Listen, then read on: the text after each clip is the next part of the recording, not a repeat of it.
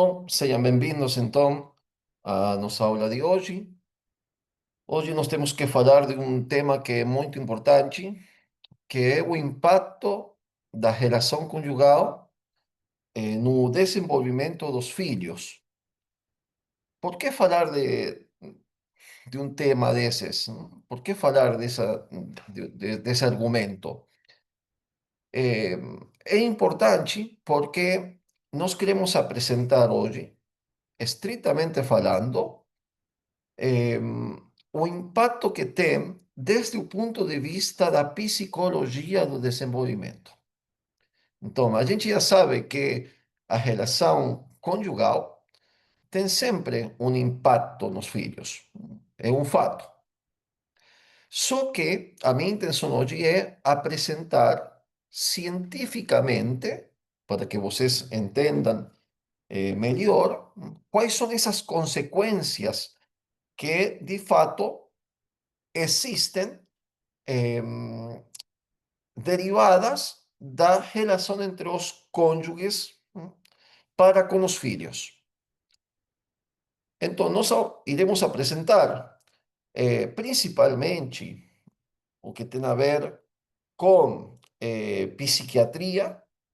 Vamos apresentar autores que são todos conhecidos no âmbito da psicologia do desenvolvimento. Aqui temos vários autores.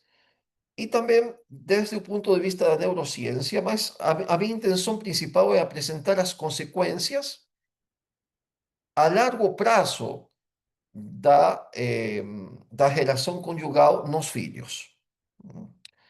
Bom, é interessante, todos os autores sérios, todos eles, manifestam uma verdade.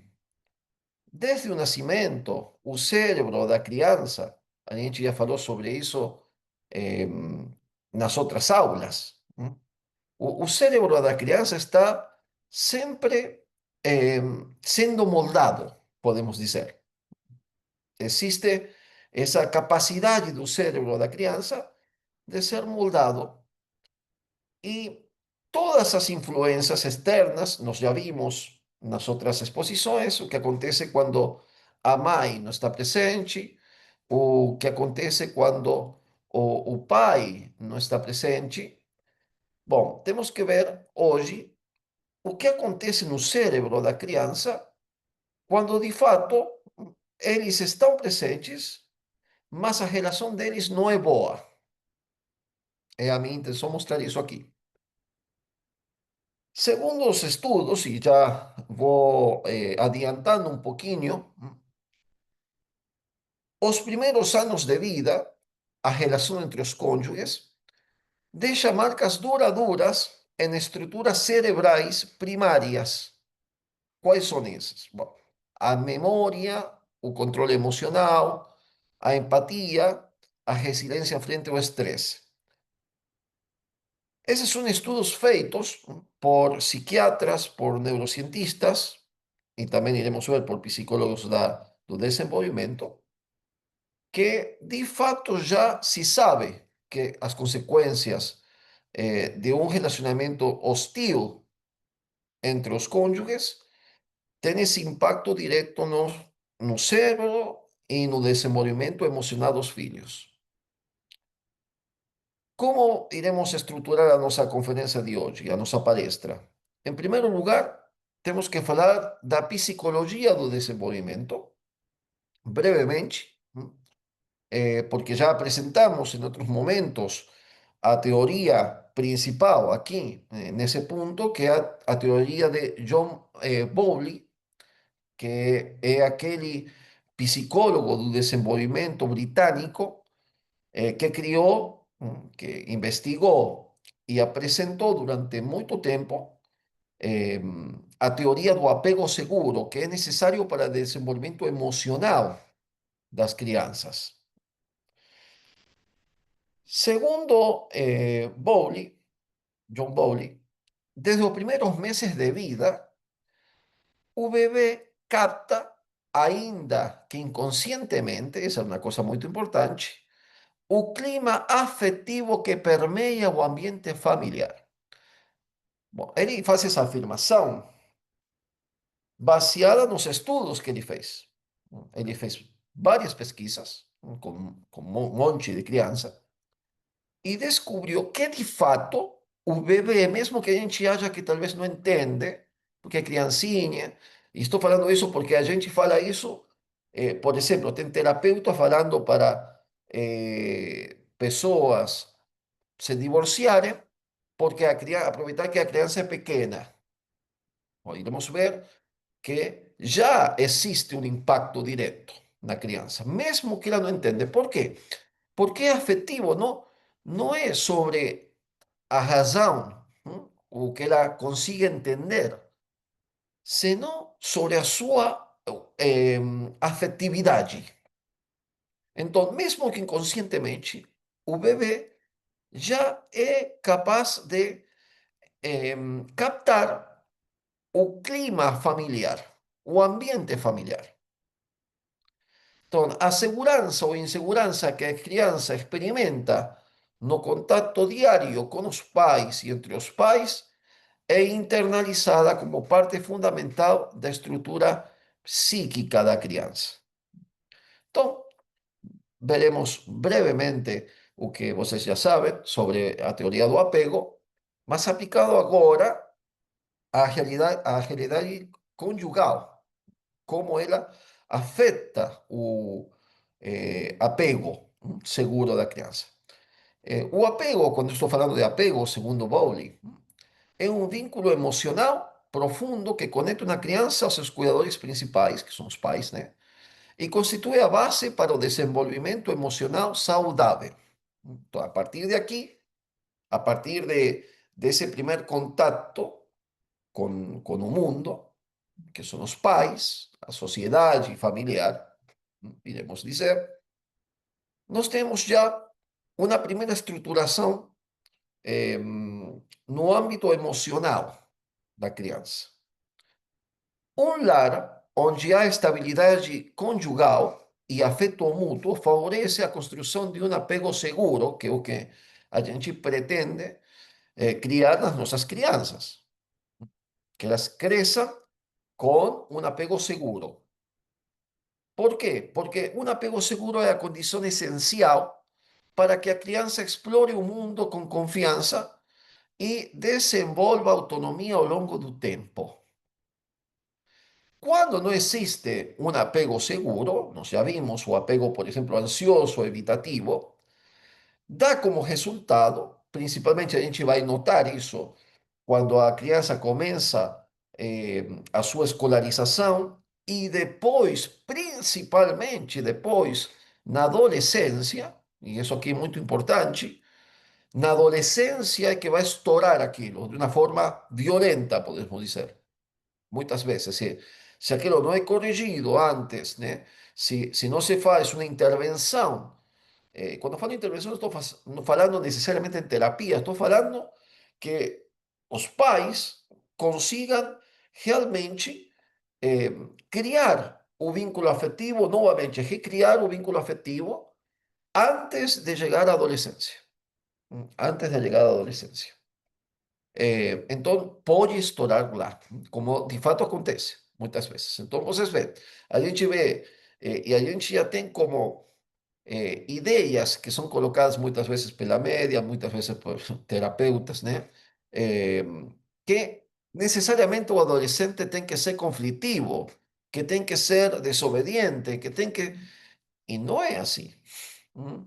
Quando tem-se criado um apego seguro e tem uma estrutura familiar, como vamos falar logo, a adolescência não é um período necessariamente caótico.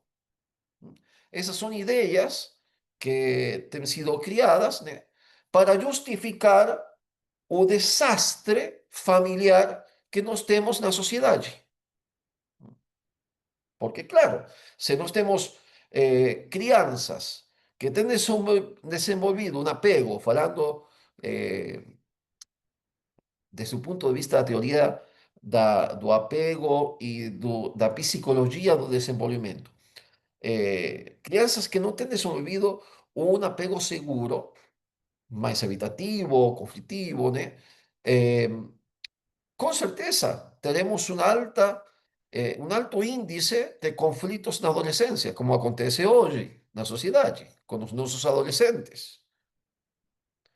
Eu fico horrorizado às vezes com as coisas que eu escuto que estão acontecendo nas escolas, não somente nas públicas, mas também nas privadas, entre meninos, meninas de 12, 13, 14 anos. É realmente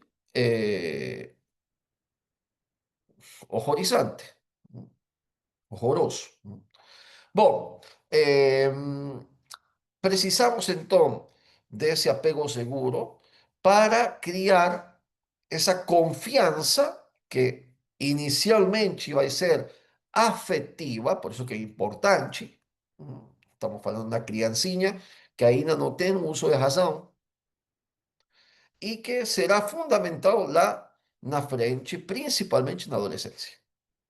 Bom, o que acontece quando os pais eh, têm uma relação de conflito, que é marcada por tensão, críticas constantes entre eles, ou pior ainda, de respeito mútuo? A criança tende a desenvolver então padrões de apego ansioso ou evitativo, e isso aqui vai comprometer a capacidade de confiança, de ela poder confiar em outros e de poder regular as suas emoções. E novamente, isso aqui vai estourar. Sim, já na idade escolar, a gente começa a ver alguns padrões, por exemplo, crianças hipertímidas que têm um problema de confiança enorme, mas também eh, violentas, pode ser, a gente vai ver, pode acontecer, mas é sobretudo na adolescência, onde a gente vai começar a colher abundantemente aquilo que você plantou, aquilo que você semeou eh, na criança. Então, eu sempre falo, o tempo que a gente não dedica aos filhos, quando eles são pequenos, é um tempo precioso, que você vai precisar dedicar o dobro do tempo, só que não será mais um tempo gostoso, como pode ser quando o filho é pequeno. Será o tempo para arrumar, tentar consertar os problemas que o filho vai causando, como acontece, infelizmente.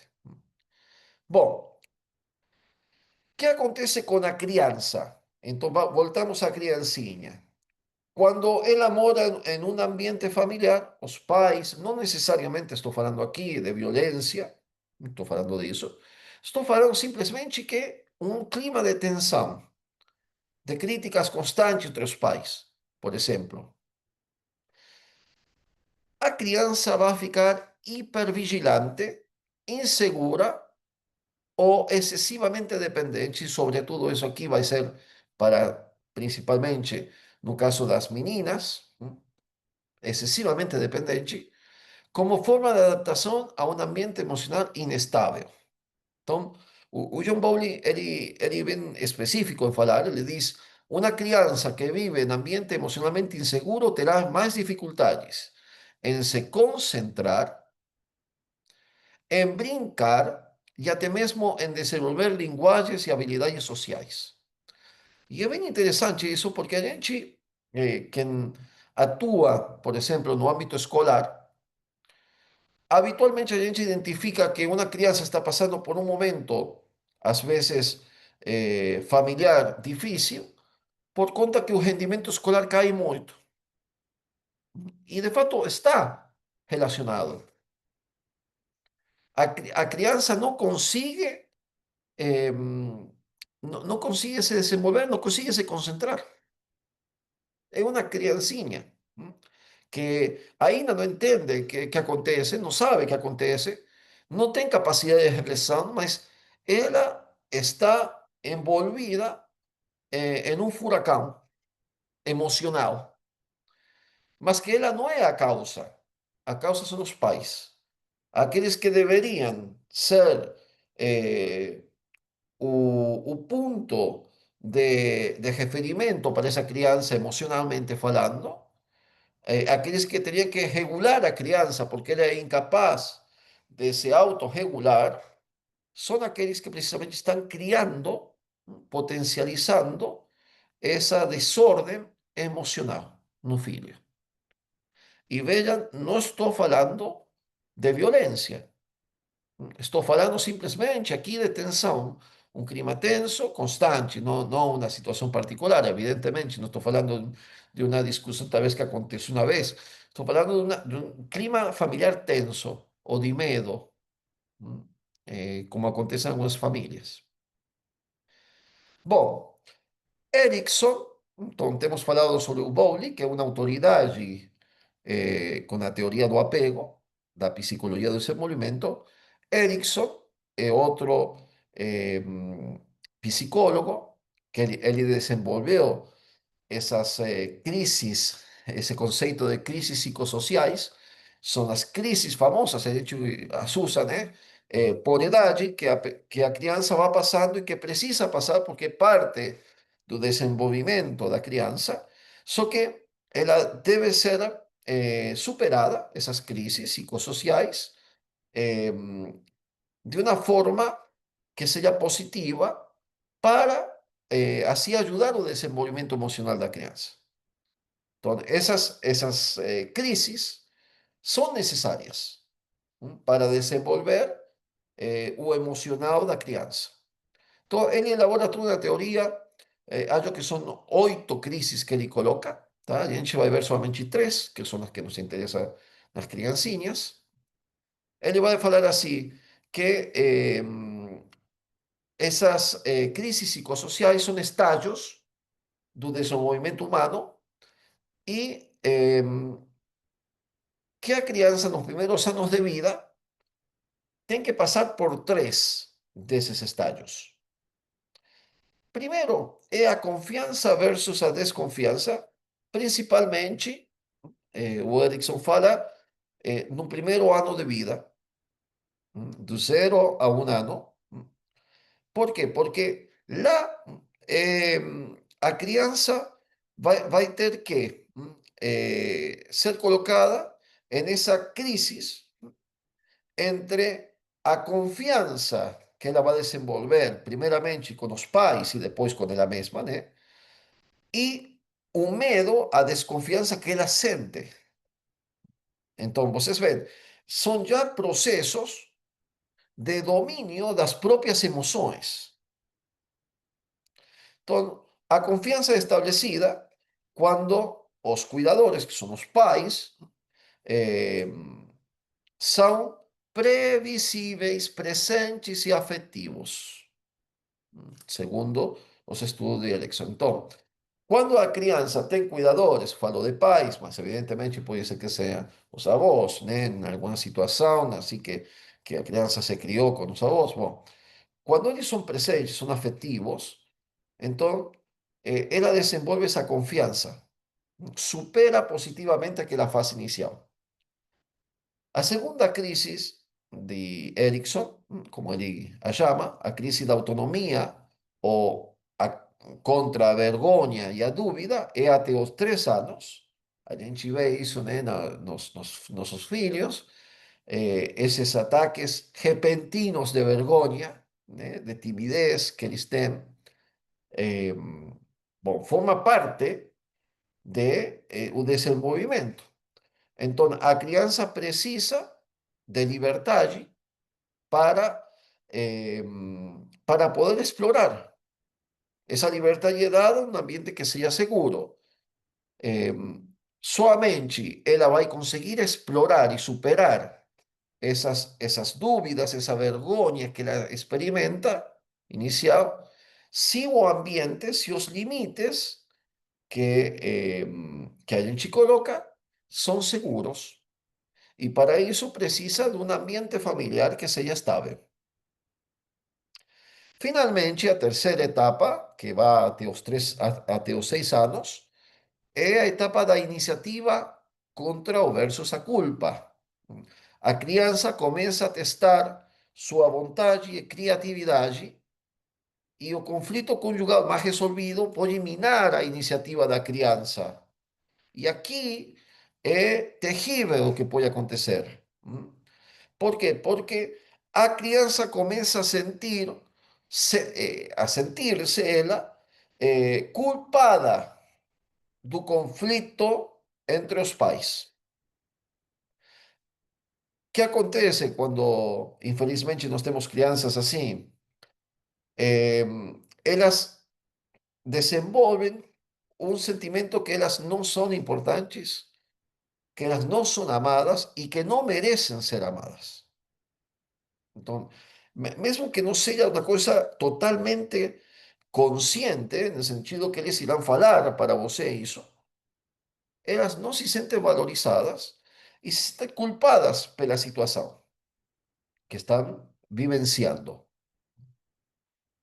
Bom, pais que mantêm uma relação respeituosa, ainda que imperfeita, como pode acontecer em qualquer matrimônio, ajudam o filho, nos diz o Erickson, a superar cada etapa de forma positiva. Já o casal que tem problemas entre eles, né, de distanciamento emocional, vai gerar ambivalência nas referências afetivas da criança. Então, ela não vai saber se pode confiar ou não pode confiar, se é amada, se não é amada, se é culpada, se não é culpada. Então, isso aqui fica presente no coração como uma semente, realmente como se fosse uma semente do mal, nesse sentido, e no momento da adolescência, principalmente, vai aparecer. E vai aparecer como uma criança, um adolescente, que precisa necessariamente da validação e do amor. São pessoas carentes afetivamente. Então, como elas são carentes afetivamente, elas são usadas com muita facilidade. Acontece muito com as meninas, essa parte. Por isso que a gente vai ver, no caso de divórcio, eh,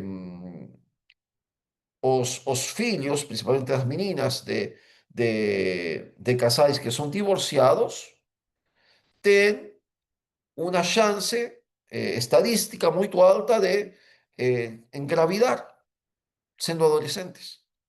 Mas não é simplesmente porque a gente que é católico fala, é pecado, sim, a gente sabe isso, mas tem uma coisa por detrás que é bem forte, que é essa carência afetiva que pode ser aproveitada facilmente pela paixão de outra pessoa. Então, as consequências que isso tem na vida, o que pode ter na vida das nossas crianças, é terrível.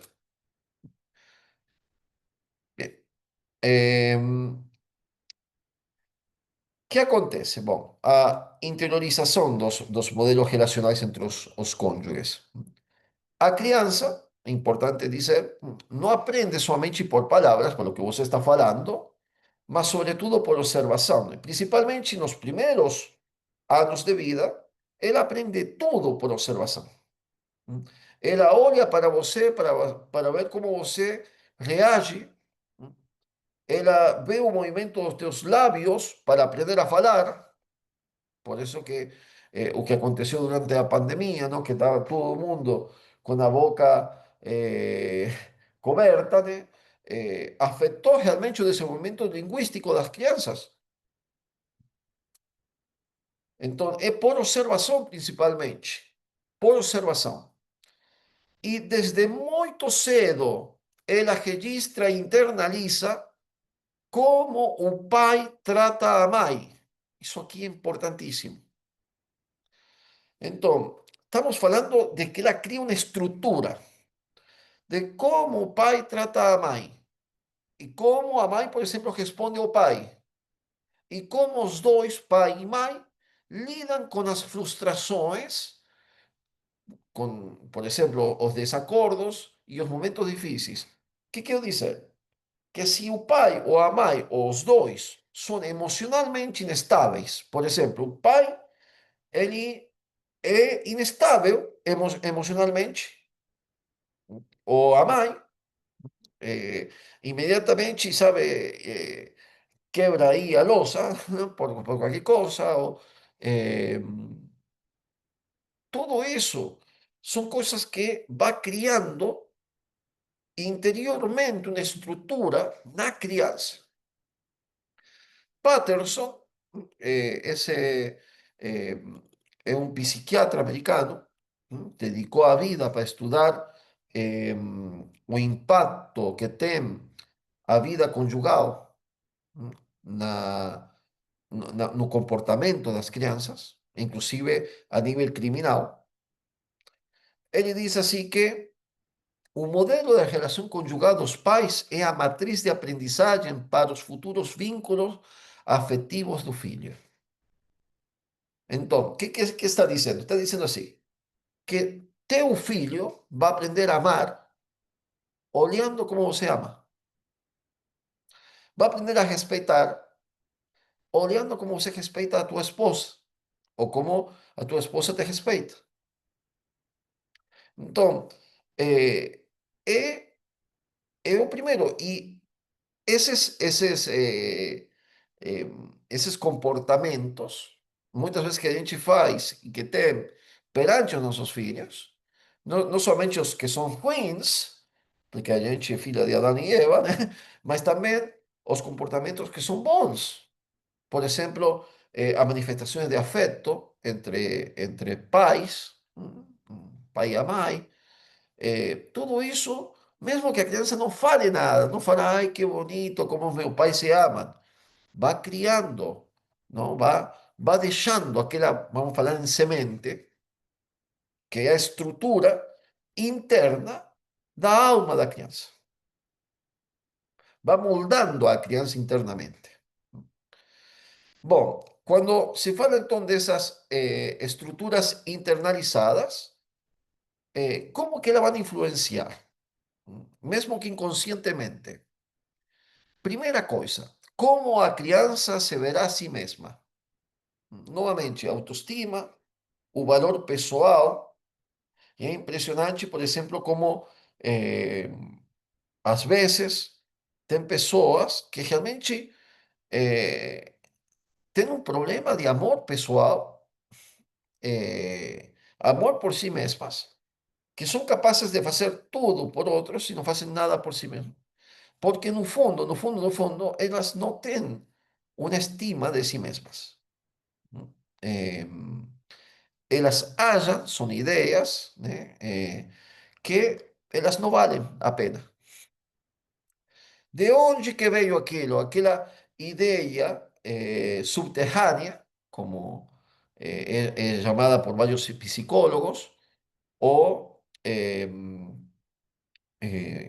como ideia que a gente aceita eh, sem discernir, sem colocá-la de forma consciente, pode estar na estrutura interna que a gente criou, por exemplo, vendo os meus pais como eles se amavam, ou como eles se odiavam também, né? Então, a primeira coisa, por isso que é importante, por exemplo, o fato de eh, o que faz a espiritualidade, para sair um pouquinho já da psicologia, o que faz a espiritualidade de parar para olhar para nós mesmos e nos examinar, não somente nos aspectos negativos, mas positivos, encontrar para nos conhecer melhor.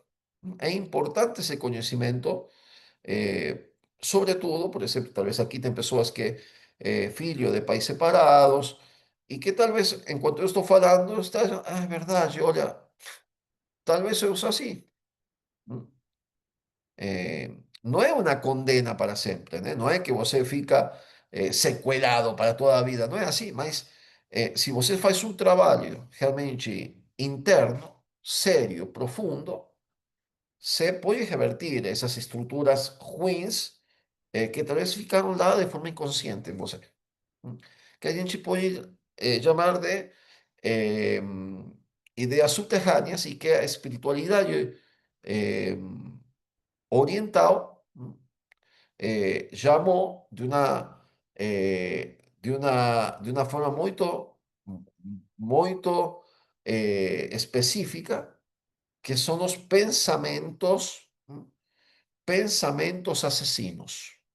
Sentido que não para você matar alguém, mas que acabam matando o amor, a personalidade, a estrutura eh, interna da pessoa. Bom, o que pode acontecer também? Como a criança vai se relacionar com as figuras de autoridade. Aqui também temos uma linha de abordagem, né? Por exemplo, quando você vê uma criança que desafia a autoridade, pode estar, no fundo, um problema assim. Por isso que não é fácil, não é impossível, mas não é fácil eh, ajudar uma criança quando você não tem amor por essa pessoa. Mas esse aqui é outro tema. Eu acho que tem muito que ver, realmente, eh, com o sistema criado por São João Bosco, por exemplo, sobre a educação das crianças, porque está baseado no amor. Por isso que funciona. Eh, mas esse é outro tema que é interessante, de qualquer jeito, pensar um pouco, porque está realmente relacionado. Aquilo funciona porque mexe diretamente nessas estruturas internalizadas que a gente tem. Y o tipo de relacionamiento na adolescência, na vida adulta, que essa criança vai procurar. E depois, como ela reage perante conflitos, por exemplo, com diálogo, com fuga, com medo, medroso, ou agressivamente, com submissão, aceitando o que não deve ser aceitado. ¿Tá? Porque, no, y colocando disculpas, ¿no? Como acontece, por ejemplo, infelizmente, a veces cuando tenemos casos de violencia familiar, eh, cuando es a mulher, por exemplo, que sofre a violência, muitas vezes, quando a gente fala com esse tipo de mulheres, elas acham que realmente elas têm a culpa do que aconteceu. Não, porque eu respondi eh, eu insultei ele, ou eu fiz alguma coisa, eh, eu não fiz o que ele me pediu. Então, elas mesmo acabam achando que as culpadas são elas. Então, voltamos novamente ao mesmo processo de internalização, não?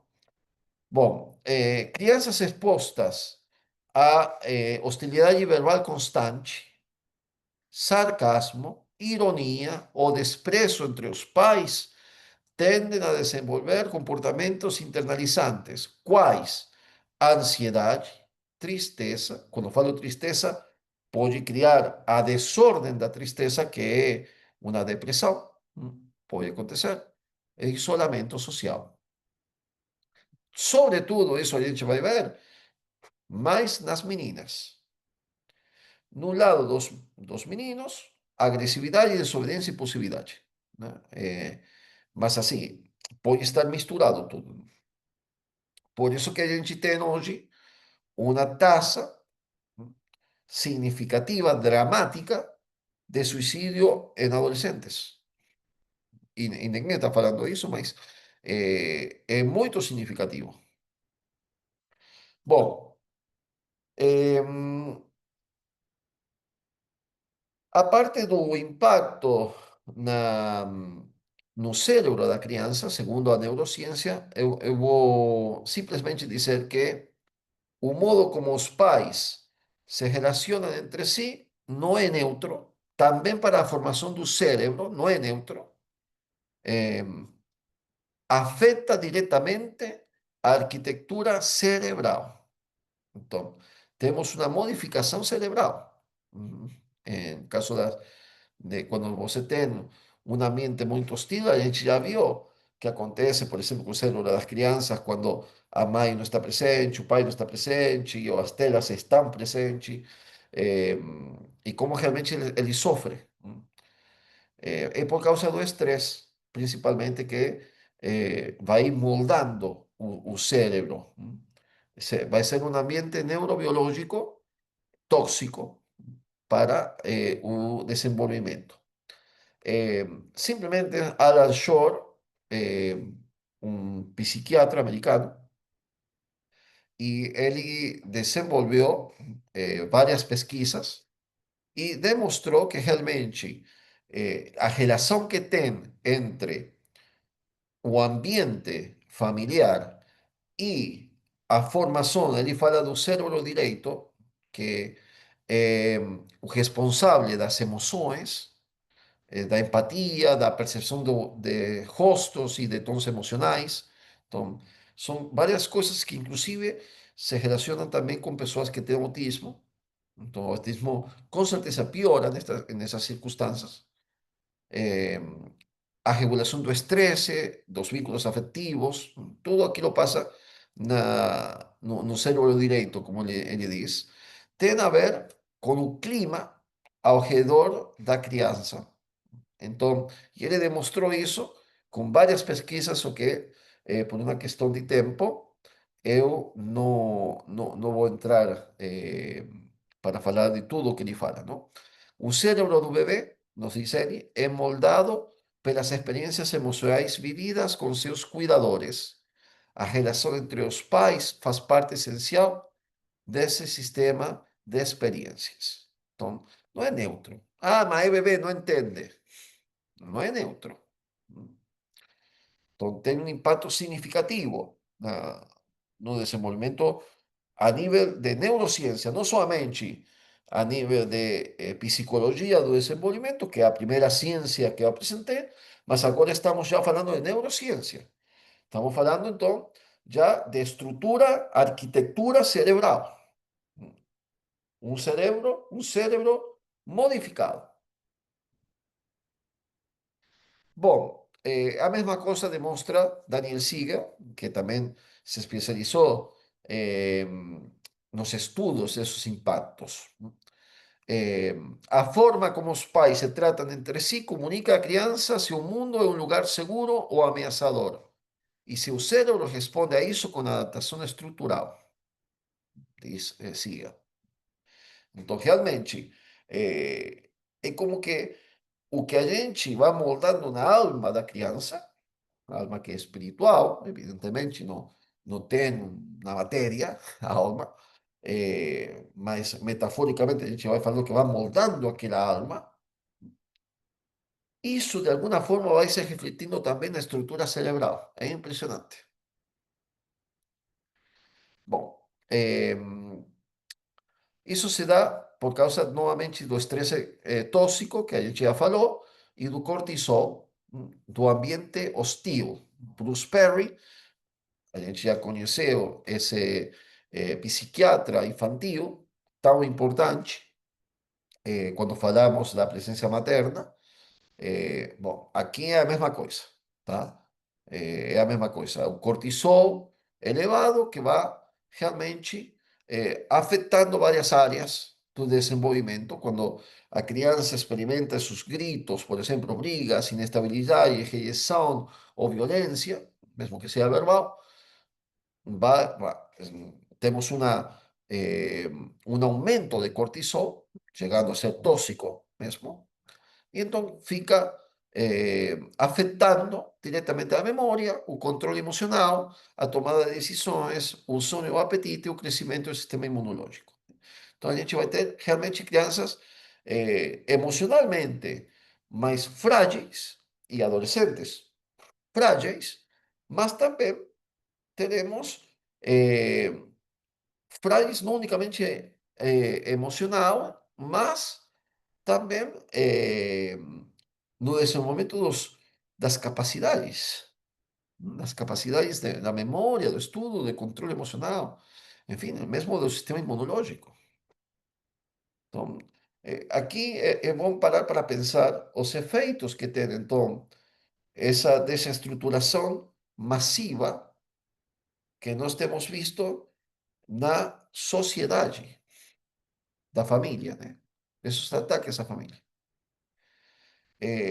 Por que que eu, vou fazer uma confissão aqui, por que que eu estou falando em psicologia de desenvolvimento e neurociência?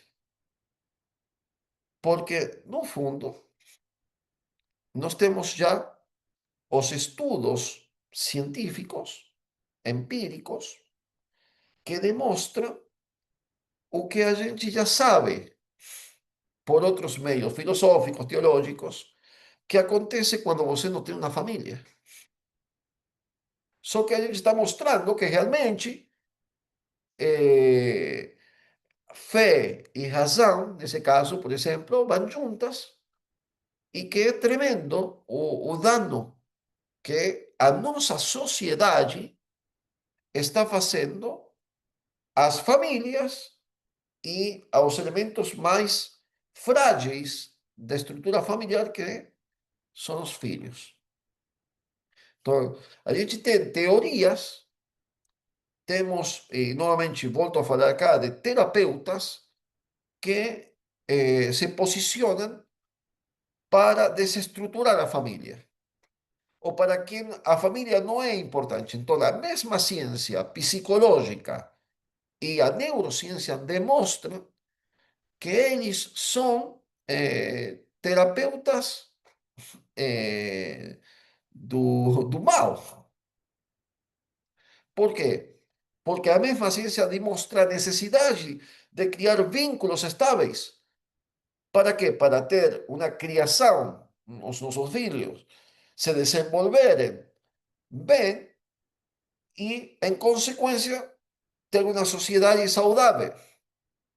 Mas temos uma sociedade doente e será mais doente ainda se as políticas, se as intervenções escolares, se as intervenções dos terapeutas não veem a necessidade de realmente criar ambientes que sejam seguros para as crianças. E esse ambiente seguro é a família. Então, é por isso que eu estou falando dessas coisas. Bom, brevemente, iremos falar agora, muito brevemente, sobre o divórcio e as repercussões no desenvolvimento dos filhos.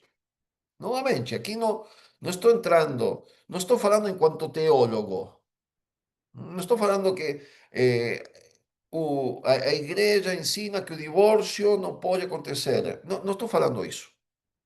Estou falando o que falam os cientistas dos impactos negativos no desenvolvimento das crianças por causa do divórcio. Bom, existe un estudio que é impresionante, é de Judith Wallerstein, essa mulher aqui. Durante 25 anos, ela estudou o caso dos filhos, eh, os filhos que experimentaram o divórcio nos Estados Unidos.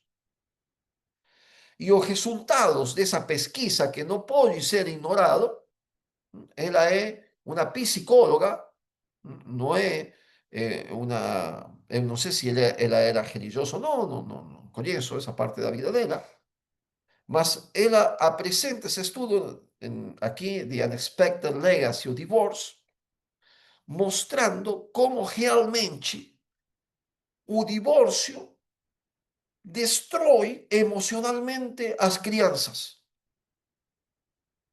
que tem impactos duradouros até a idade adulta, que é o que ela faz durante 25 anos. Ela foi acompanhando como esses filhos iam se desenvolvendo. É um estudo impressionante que ela fez a vida toda. E demonstrou que realmente, mesmo contrário a todas as políticas, a tudo que o mundo queira dizer, o divórcio tem um impacto direto porque realmente desestrutura a personalidade, as emoções das crianças. Então, eh, quais são essas, essas consequências? Os efeitos do divórcio frequentemente, escute, 25 anos acompanhando crianças. Então, eh, uma vida da pessoa. Os efeitos do divórcio frequentemente se manifestam com mais força na adolescência e na vida adulta. Ah, é criancinha, não sabe, não entende. Espera. Professor, e como se faz no caso que é necessário, porque tem violência, porque, enfim, a separação, né? A separação, como, bom, existem, sim, a gente sabe, né? A gente já entra mais na parte moral aí, motivações que podem ser justas para uma separação entre os cônjuges, isso a gente não está negando isso. O que a gente está falando aqui é a gravidade com que a nossa sociedade fala de divórcio como se fosse uma coisa comum e é comumente aceito, como, bom, a gente pode se divorciar, não tem problema, filho lá, sem pensar no impacto que tem no filho e a nossa sociedade, os nossos governos, sem pensar no impacto que vai ter na sociedade, no bem comum. Então, as políticas, al vez de ser políticas pro família, pro vida, no sentido de criar uma estrutura familiar estável, alimenta essa ideia de que não deu certo, a gente se separou. Essa superficialidade horrorosa que a gente vê em muitas pessoas. Então, não estou falando aqui de casos de separação quando é necessário. Evidentemente que até mesmo a Igreja Católica, por exemplo, que se opõe totalmente ao divórcio, não encontra justificativa para o divórcio, nenhuma, nem a infidelidade, eh, ela aceita que existem condições que podem ser necessárias que as pessoas tenham que se separar, não? Como caso de violência e outros tipos de coisas, né? Mas não estou falando eh, da superficialidade com que as pessoas falam dessas coisas, se manifestam, e de que os terapeutas imediatamente falam para casais em se divorciarem, quando talvez a relação pode e deva ser trabalhada com sacrifício, com virtude, para que por o bem dos filhos. Novamente, não estou falando de situação em que, evidentemente, tem perigo físico, moral. Estou falando aqui de coisas que não, a gente não se entende. Ele tem. Ele não gosta do que eu gosto de viajar, ele não gosta. Esse tipo de coisa que a gente vê com frequência. Bom, o que acontece? O que demonstra Wallerstein eh, com o acompanhamento dessas crianças durante 25 anos? Ela demonstra que essas crianças terão mais dificuldade para confiar em relações amorosas, terão medo do compromisso e da repetição do fracasso conjugal dos pais, por isso não querem se casar diretamente. Não, ¿para quê? Idealização do casamento, ou ao contrário, rejeição total do casamento, e raiva reprimida ou culpa internalizada, porque no fundo elas se sentem alguma, na maior parte, culpadas dessa situação. E raiva reprimida, ¿por quê? Porque elas sentem que não foram suficientemente amadas, que elas não são importantes, porque se o pai, se o meu pai e minha mãe me ama, ficariam juntos por mim. Mas então eles não ficaram juntos. Então, novamente, as consequências das decisões dos cônjuges repercutem na alma da criança inocente.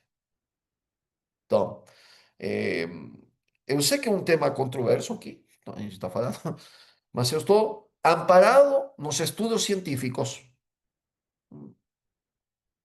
que são irrefutáveis. Ninguém sério pode falar que o divórcio é uma coisa boa. O divórcio dos pais não é um evento isolado no passado da criança, nos diz Wallerstein. Ele se torna uma lente através da qual ele interpretará o amor e o relacionamento humano. Então, realmente, ¿Mm? É uma catástrofe para a criança, mesmo que seja criancinha. Eh, Temos outros estudios, Emily, que também é um psiquiatra, psicólogo, que estuda o impacto das relações conjugais nas crianças. Ele diz assim: é similar às vítimas do trauma, às pessoas que sofreram abuso, por exemplo. É similar, só que a gente não fala disso. Bom, temos ainda muito para falar, pessoal. Infelizmente, é um tema eh, que realmente merece um tratamento especial.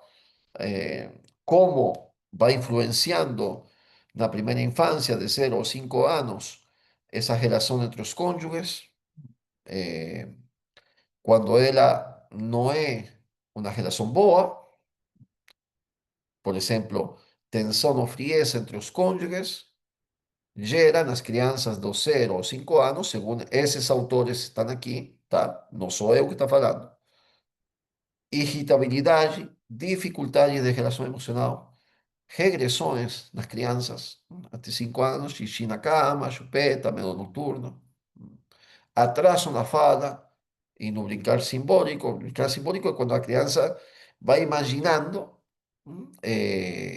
coisas, sabe? Por exemplo, imagina que está falando com alguém, ou que uma caixa é um carro, por exemplo. Enfim, isso é brincar simbólico, que é muito importante para o desenvolvimento da imaginação. Eh, Tudo isso se vê nas crianças que têm pais. Não estou falando aqui de violência, estou falando simplesmente de uma relação que é fria. Então, são coisas que ajudam também a quem atua como terapeuta para ajudar as crianças, né? E para falar com os pais. Normalmente, a terapia não é com a criança. Eu sei que tem psicólogo que faz terapia com a criança e talvez algumas coisas necessárias, mas a terapia tem que ser com os pais, não com a criança. Porque a criança é simplesmente um reflexo do que está acontecendo na casa. Então, se a gente quer ajudar as crianças, temos que ajudar os pais. Dos 6 aos 12 anos, que coisa acontece nessa fase? Eh, Bom, as manifestações comuns, quando tem um relacionamento ruim em casa, é a queda no desempenho escolar, baixa autoestima e insegurança, sensação de culpa pela infelicidade dos pais, retraimento, hostilidade com figuras de autoridade, como já falamos. E já aqui estamos entrando na adolescência. O que acontece? Principalmente, até os 18 anos, vai ter uma dificuldade de estabelecer vínculos afetivos, sexualização precoce, reatividade emocional, uso de sustancias e crises existenciais, ideação suicida e depressão. Então, a gente está vendo um monte de jovens, de adolescentes aqui. Mas as políticas públicas, os terapeutas, não estão vendo em general a causa. A causa está no núcleo familiar. Na Argentina, no meu país, o divórcio foi aprovado no ano 1988. Com certeza antes já existia a separação e tudo isso. Mas, a partir de então, os problemas sociais se multiplicaram de uma forma assim, exponencial. Então, existe sim uma relação entre divórcio, entre família e problemas, por exemplo, ideação suicida, depressão nos adolescentes. E na vida adulta, que pode ser o caso da gente, padrões de fuga, agressividade ou sumissão em relacionamentos, dificuldades de confiar e de se comprometer, fragilidade na liderança familiar e conjugal, sobretudo, isso aqui se manifesta muito nos homens, e repetição de ciclos emocionais disfuncionais, como os que aconteceram lá atrás. Então, por que eu falo aqui que acontece? Porque você vai ver num país, como pode ser o Brasil, como pode ser a Argentina, onde temos uma grande taxa de problema familiar, de divórcio, de separação, e que a criança vai crescendo. A gente cresceu assim, nesse ambiente, né? A gente inocente, cresceu, né? Eh, Existem depois grandes problemas para que o homem assuma a liderança familiar. Então, muitas vezes o que a gente vê como, o argentino, por exemplo, é acomodado, ou quando falam assim, não, os fulanos de tal estado são mais acomodados porque deixam a mulher fazer tudo, tomar a liderança, né? Mas não é talvez o problema aí. O problema está lá na base familiar, né? Bom, o que fazer? Simplesmente tem muita coisa para fazer, mas eu tenho um minuto para falar e é o que Santo Tomás de Aquino falou na Suma Teológica já. Santo Tomás e a tradição cristã falou claramente que o centro do matrimônio, o verdadeiro sentido do matrimônio e da vida familiar, não é o bem dos cônjuges primariamente, tá?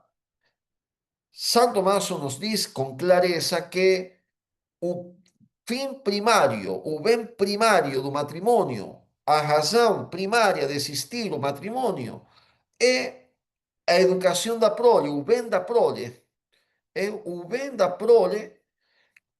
¿Por quê? Porque exige, por sua própria natureza, que o matrimônio seja estável. Século XIII, pessoal.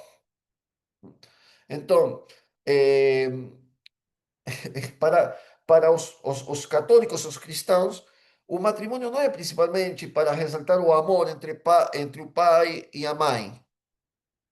É secundário. Primeiro vem a criança. Primeiro é o bem da prole. É a criança. E por essa criança, com certeza, o segundo será assim. O amor entre os cônjuges.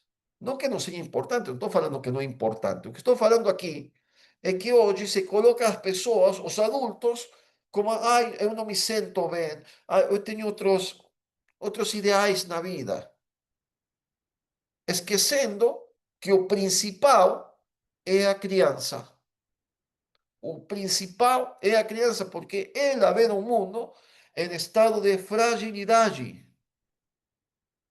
Então, a instituição matrimonial é de lei natural, precisamente para assegurar essa estabilidade que esse ser humano inocente, frágil, precisa para se desenvolver corretamente. Não unicamente no seu corpo, também no espírito. Por isso, e acabo aqui, que o matrimônio y a familia, en palabras de Santo Tomás de Aquino, es llamado de útero espiritual, porque así como a crianza precisa de un útero físico, que é a mãe, para poder subsistir nos primeiros meses de vida, ao sair desse útero físico e vir para esse mundo, ele ainda precisa, ele é frágil, ainda precisa de um útero que a contenga, que a proteja, que a eduque e que a leve ao estado de homem perfeito, como diz São Tomás de Aquino. Esse útero espiritual, onde se gesta, se dá a gestação da alma da criança, é a família. Então, a conclusão de todos os estudos que temos citado aqui é: se nós queremos realmente salvar os nossos filhos, temos que salvar e trabalhar por salvar a instituição matrimonial e familiar, porque sem isso não existe. É a conclusão de todas as nossas 4 webinars que temos feito sobre a educação dos filhos, sobre a presença materna, a presença paterna, as telas e hoje sobre o relacionamento conjugal. A psicologia do desenvolvimento como yo cité aquí, autores genomados, como John Bowley y otros, a neurociencia, confirman que realmente para que o homem llegue ao estado de homem perfeito, precisa da família como instituição estável. Sem isso, é impossível. Bom, deixamos aqui. Peço desculpas que eu tomei 5 minutos. Gostaria de saber se alguém tem alguma dúvida, algum comentário ao respeito. Eu espero realmente de coração que esses estudos eh, de psicología, de neurociencia, te hayan ayudado, señores, para entender realmente cómo es fantástica a nuestra doctrina, por ejemplo, cristã. A gente já sabe disso, mas fé e razão van juntas. Essas palestras que eu dei aqui demonstram isso. E como a gente tem que abrir os olhos para salvar os nossos filhos, os nossos alunos, as crianças, né? Bem, alguma pergunta, alguma dúvida?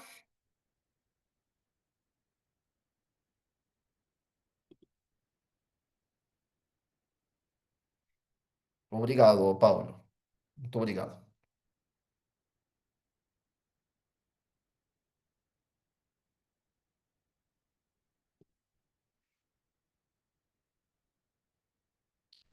Bom, muito bem. Se não tem perguntas ou intervenção, professor, esses conflitos afetam? Sim, afetam. Bruna está perguntando. Afetam porque, eh, novamente, se afetam a mãe, por exemplo, causando estresse, afetam ao filho.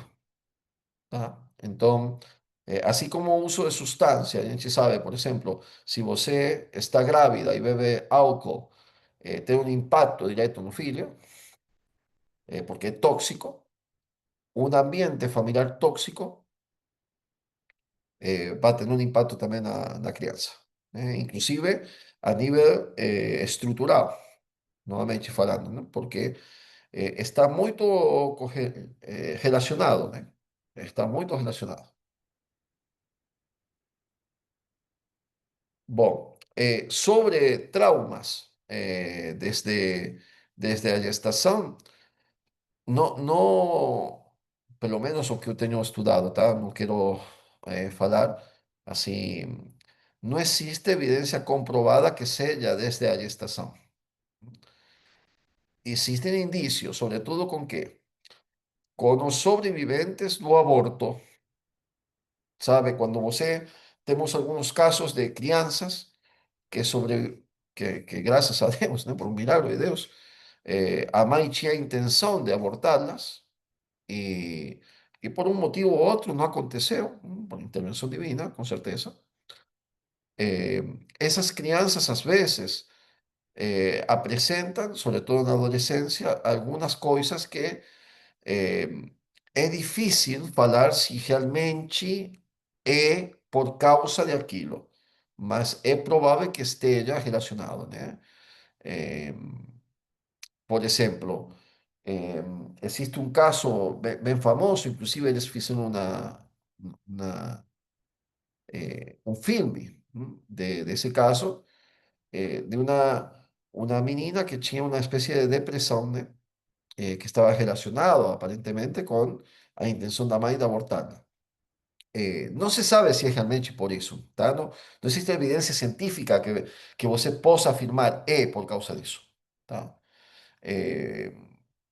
É, é verdade, novamente, se a gente aplica os princípios que nós aplicamos em um bebê pequeno, recém-nascido, o bebê sente, não entende, não tem entendimento, não tem raciocínio, né? Mas é tudo sensorial nele, ele vai sentindo. Então, essa capacidade de sentir, por exemplo, a rejeição da mãe, pode ser que tenha um impacto no desenvolvimento dessa criança. Mas não existe, assim, que eu saiba, tá? Uma evidência científica que permita afirmar como eu afirmei, assim, de uma forma bem forte, por falar de uma forma, as coisas sobre o impacto que tem no desenvolvimento psicológico, emocional e eh, neurobiológico, outras coisas. Então, eu não conheço, por lo menos, né? Se alguém aqui sabe, conhece mais sobre esse tema, é uma coisa eu acho que seria interessante investigar. Eh, eu posso dar um palpite, que eu acho que pode ser que sim, tá? Mas é um palpite, tá? Não é uma afirmação científica.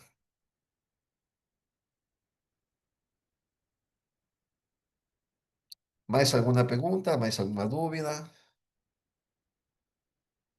Eh, sim, eu pretendo publicar um livro. De fato, está já na diagramação. O livro é Salvar os Filhos. É muito pequeno, não é eh, livro grande, é bem pequenino, para que possa ser lido por muitas pessoas.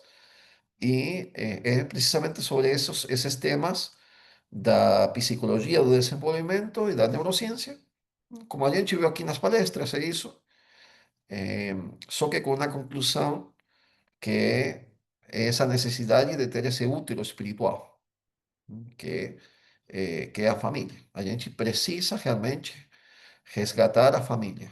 A gente tem que fazer um trabalho forte por resgatar a família, para salvar os filhos, para salvar parece exagerado, mas não é, a civilização. Vou me permitir aqui tirar a parte de psicologia e ir para o campo que eu amo, que é a teologia. Quando Santo Tomás de Aquino fala sobre o final dos tempos, tá? Não, não necessariamente que eu ache que está acontecendo, não é isso, mas só para vocês entenderem. Ele vai dizer, comentando a carta a Timóteo, onde fala que sobre o advento, não, do homem sem lei, como é chamado por São Paulo, eh, que é necessário que desapareça o que o impide aparecer, esse, o homo iníquo.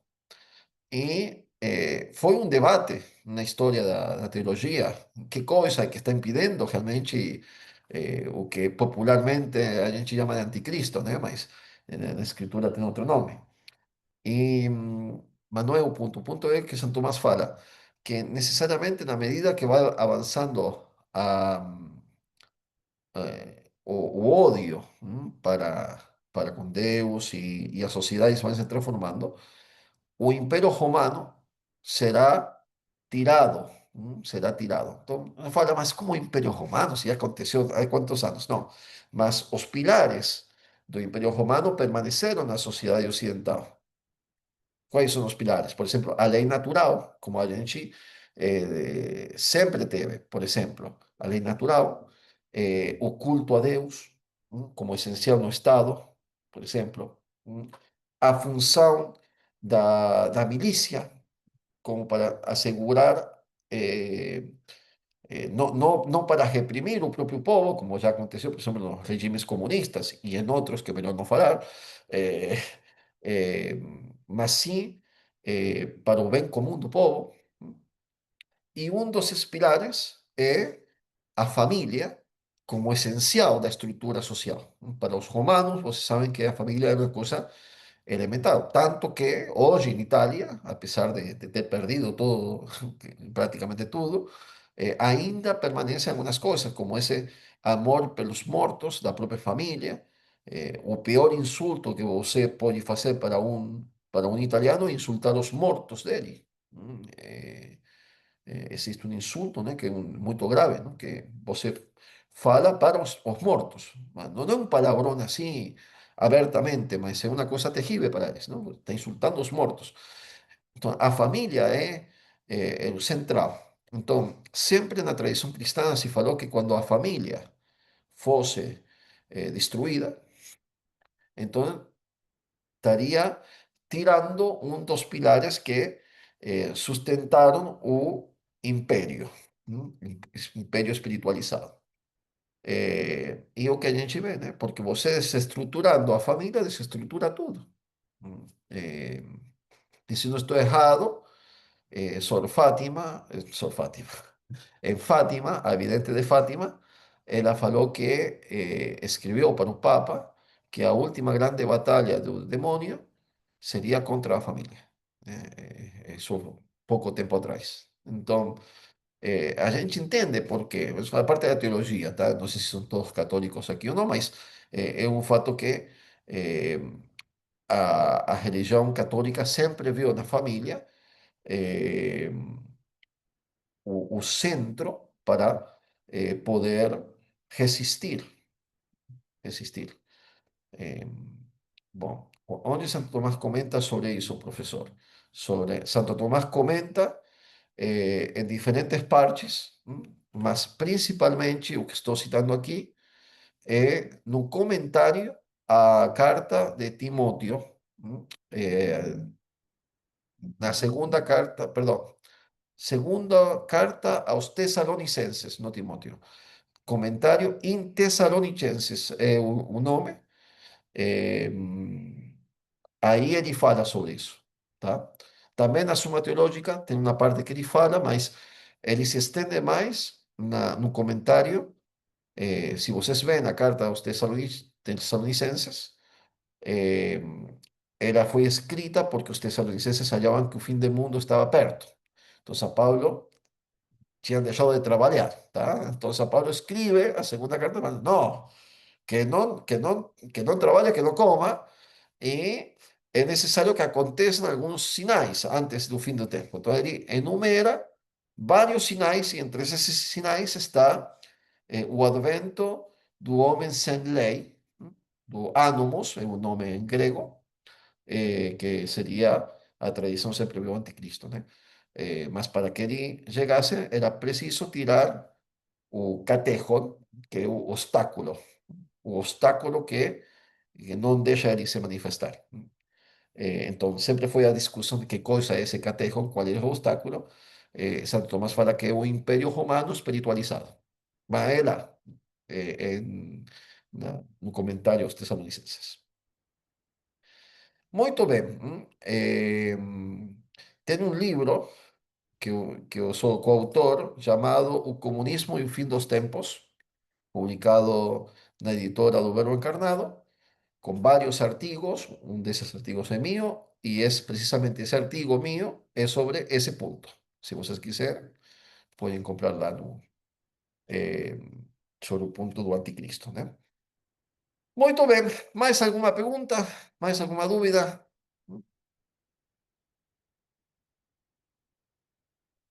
Perfeito, pessoal. Nas próximas aulas iremos sempre falando sobre temas que são relevantes.